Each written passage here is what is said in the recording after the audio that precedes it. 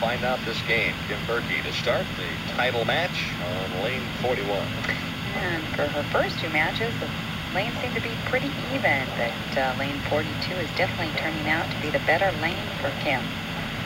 She will be finishing on lane 42, so this could be an advantage for her.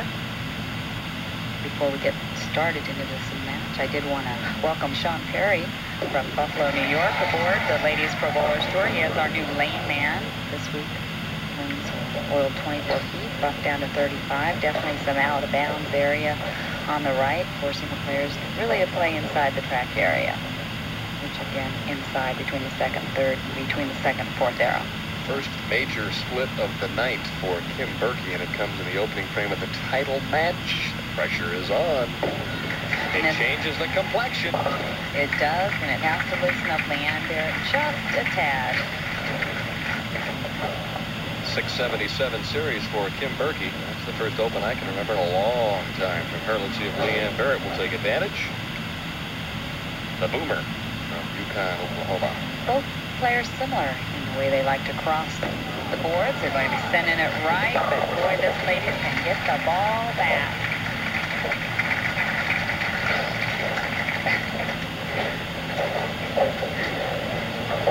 Leanne Barrett, again, not much of a push away.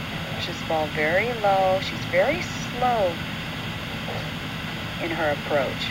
But boy, when she gets to the top of the backswing, you can see here she's in perfect position, and she hesitates, and she really brings the ball through. For many years was a five-step player. The opening step was just a bit of a shuffle. As you see the ball reaction on lane 42 comes screaming back on lane 41. Didn't quite get there. 2-8-10. The equalizer for the power player. Something we were talking about in the practice session, the designer split for the power player, the player that really does like to crank the ball or crosses a lot of boards. It can get you into trouble in some cases. This is one of them right here. 8 out for Leanne Barrett. Both players with an open frame in the early stages of the title game. This could be the opportunity that Kim Berke was looking for. If Leanne come out and just smashed a double, this might have been a whole different match. Kim Berke right now thinking, maybe I am supposed to win this title. High game this week, 279. Low game, 157. That 279 coming in the position round last night. Another errant shot. Bucket with the 7. A little bit fast. Adrenaline going. Sent it right. Not enough hit on the ball. Did not bring it back. You win in stages out here normally.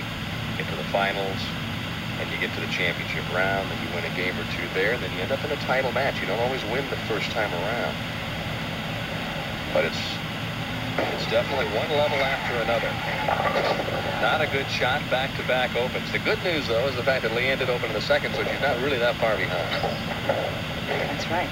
This is reflections of the first match between Kim Berke and Kim Couture. A few more opens. Leanne has to love it, though. She's sitting on the bench, and she gains an 8-10 lead.